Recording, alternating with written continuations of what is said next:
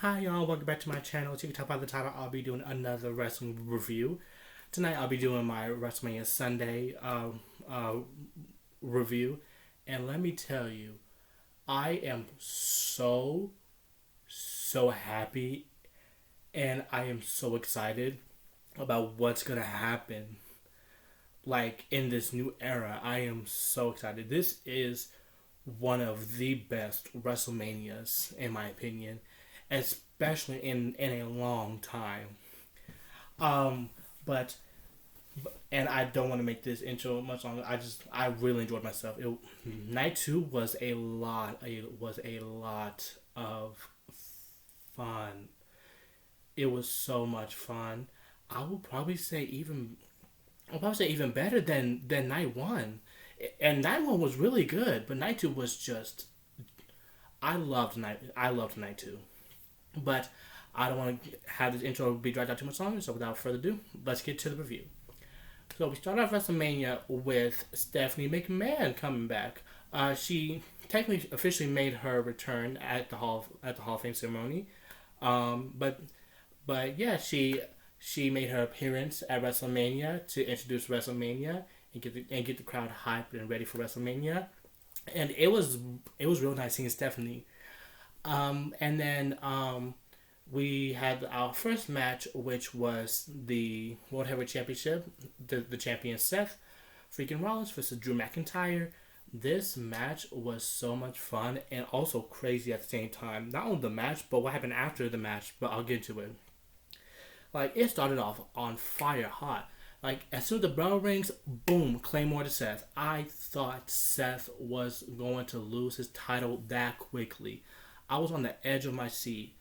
And then Seth already early on in the match hit a pedigree at that at a ringside, and then hit the stomp in the ring, and then got near fall too. And then it's been back and forth. Drew working on Seth's back and bad knee from it being worked on the previous night, and then hitting each other's finishers, kicking out of each other's finishers, countering each other's finishers, which led to which led to Drew hitting the last Claymore kick, a fourth Claymore kick, and he ended up getting the 1, 2, 3, and Drew got his WrestleMania moment and won the championship. And Drew was relishing it. He was relishing it. He was celebrating, and then he went up to CM Punk, who's on commentary, for that match. You know, he was talking trash, telling him, I will end your career," and getting it in his face. And then he told him, "Suck it." Gave him the DX sign, and then as Drew turned his back, CM Punk instantly swept Drew's leg, and then he landed back first on the table, and then CM Punk took off the brace, and he's clearly healthy. He is healthy. He is clear, and then he started, and then he hit Drew with the brace multiple times, and all of a sudden.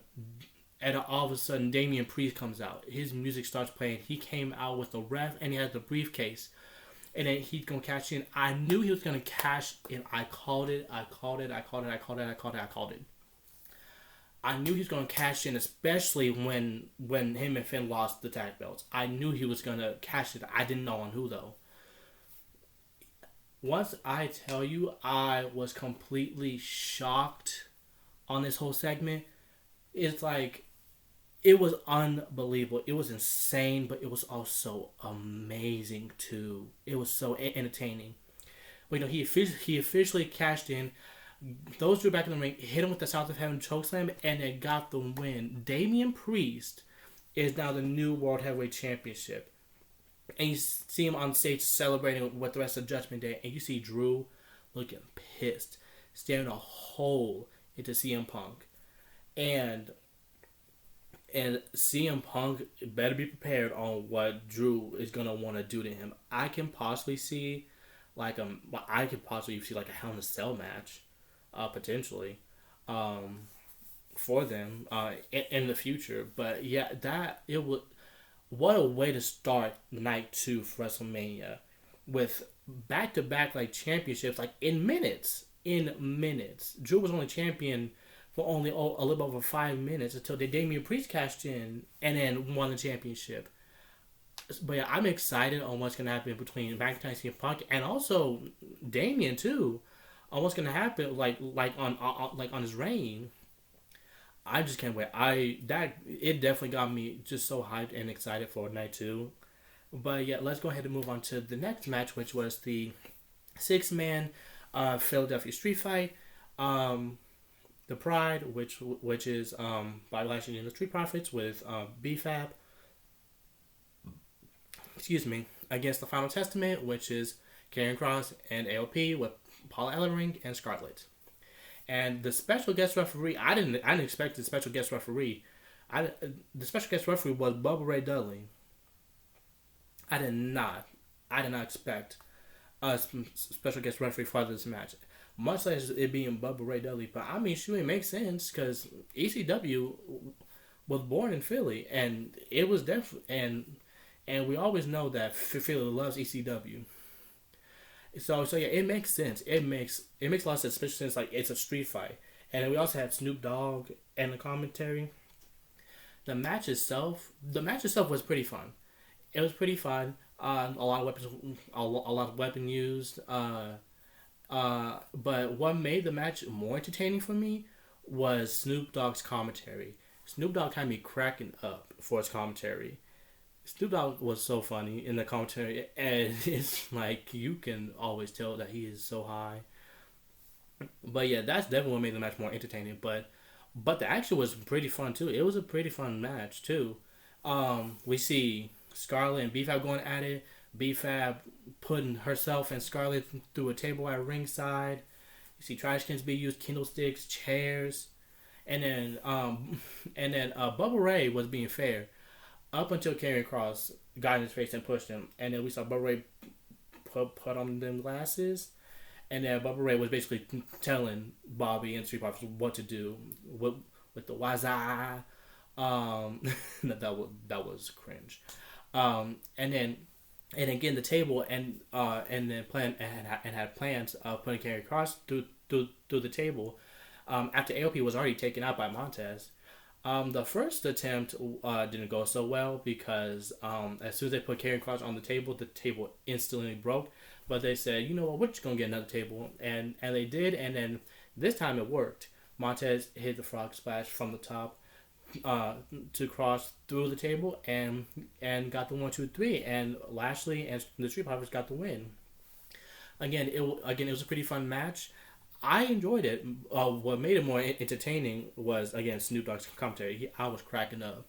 But I was still be like, ooh, on some of the spots and what they were doing, especially with the candlesticks. I know every time they use the candlestick, I know it's going to hurt. But yeah, let's go ahead and move on to the next match, which was the triple threat. Was it the triple threat match? No. It was LA Knight versus AJ.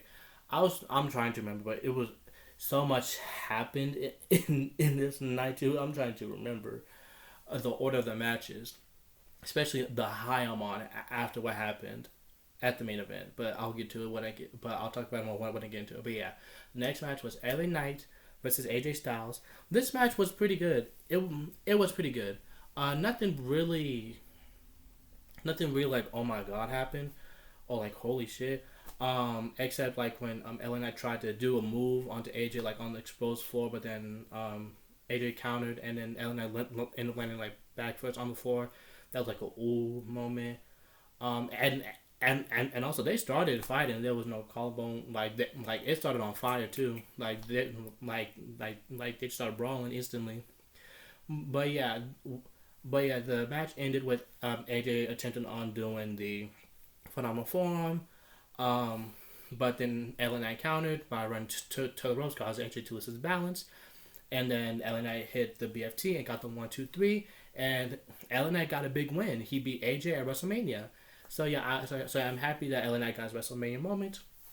And yeah, again, the match was pretty good, but yeah, this is like nothing really exciting that happened in the match. But yeah, let's go ahead and move on to the next match, which was the triple threat match. The triple threat match was next. Logan Paul defending his U.S. Championship against Kevin Owens and Randy Orton.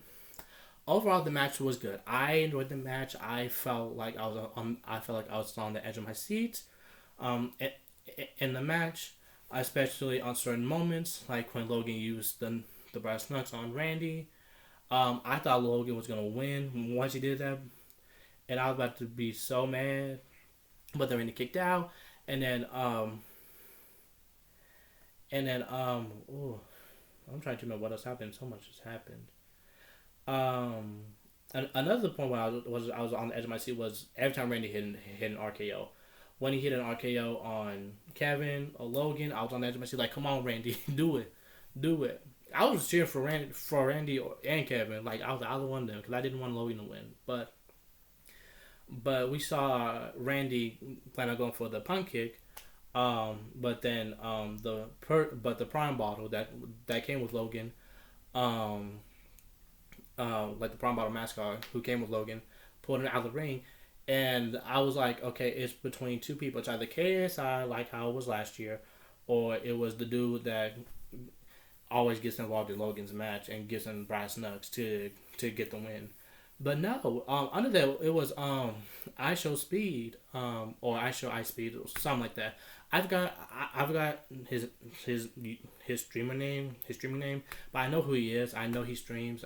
He is very definitely very famous for like his rages and like being hella extra. But yeah, but he got involved talking shit to Randy, and yeah, he fucked around and found out. Randy kicked his soul out. He kicked the soul out of him, and then RKO'd him onto the announce table. And then the final sequence was it was like a back and forth between the three men, and then Randy ended up hitting Kevin with another another RKO. Well, Kevin was planning on hitting Randy with the Papa Powerbomb, but Randy countered midair and then hit him with the RKO, which was cool. But then Logan ended up throwing Randy. Him and Randy was like trying to throw each other out of the ring, but Logan eventually got the better of Randy and threw him out of the ring. Hit Kevin with the frog splash and then got the 1-2-3. And Logan Paul is the U.S. champion.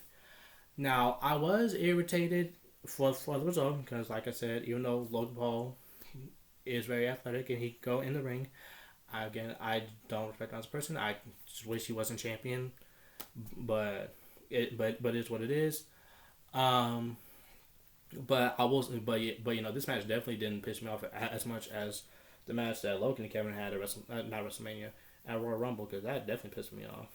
But yeah, again, it was a really fun match. It was a really good triple threat match, and yeah, let's go ahead and move on to the next match, which was for the women's championship, Io Sky versus Bayley. I enjoyed this match as well. This was a really good match, and I enjoyed the storytelling as well between them two.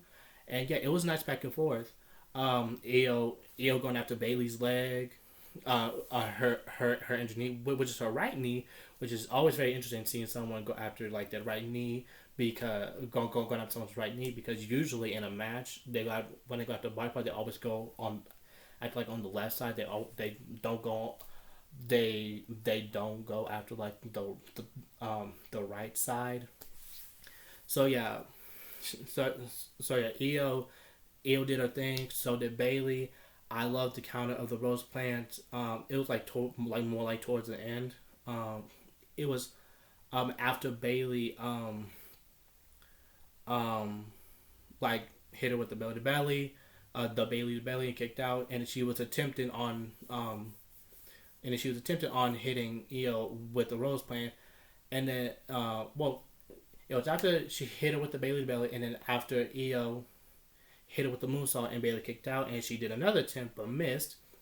And then Bayley attempted on going for the ropes on just like her second attempt on it, and then I thought she hit it, but then Io had that counter was so smooth and so clean. I love that counter.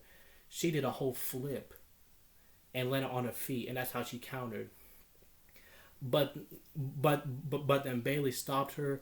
She hit her with the suplex, hit her with the back suplex, and then hit her with the elbow drop, a Macho Man like elbow drop, and then hit her with the Ross plan, and got the 1, 2, 3.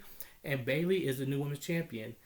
I love it for Bayley. I love that she got her WrestleMania moment, especially since it was her first one-on-one championship, well, her first one-on-one match at WrestleMania, and she won a championship at WrestleMania too. So I'm glad she got a moment, and I'm excited on what her reign's going to be like. I feel like her feud with Damage Control is not going to be over.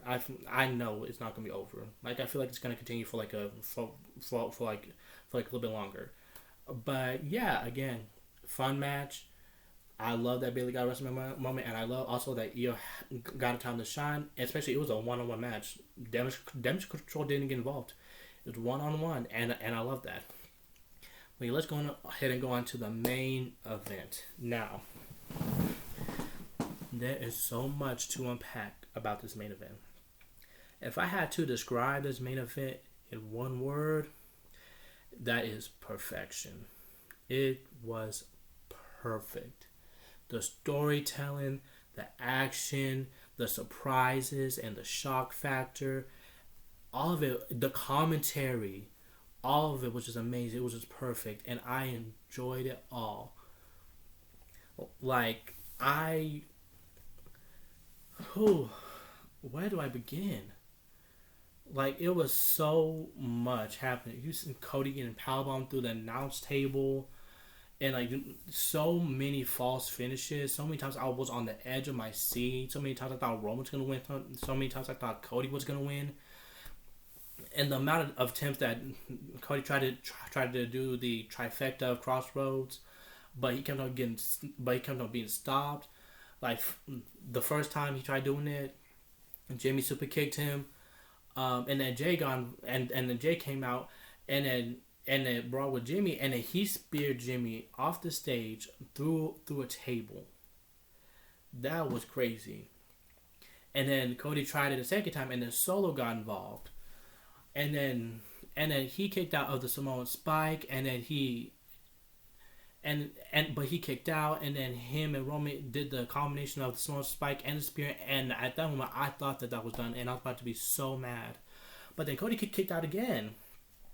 And then as Solo was prepared on doing more damage, John Cena comes back. John Cena returns. We had not seen John Cena since Crown Jewel, when he fought Solo, and Solo took him out. I did not expect Cena to come back. I literally did not. And he went after Solo. He AA'd Roman, and then he AA'd Solo through the table. And then once he did that, then The Rock came out, and them two had a face-off, and that was such an awesome WrestleMania moment of them two facing off once again, but this time like as basically kind of like as enemies again. And then Cena did the "You Can't See Me," and then swung at Rock, but Rock caught him and hit him with the Rock Bottom, and then once Rock was about to do some damage to Cody, all of a sudden you heard the Shield music.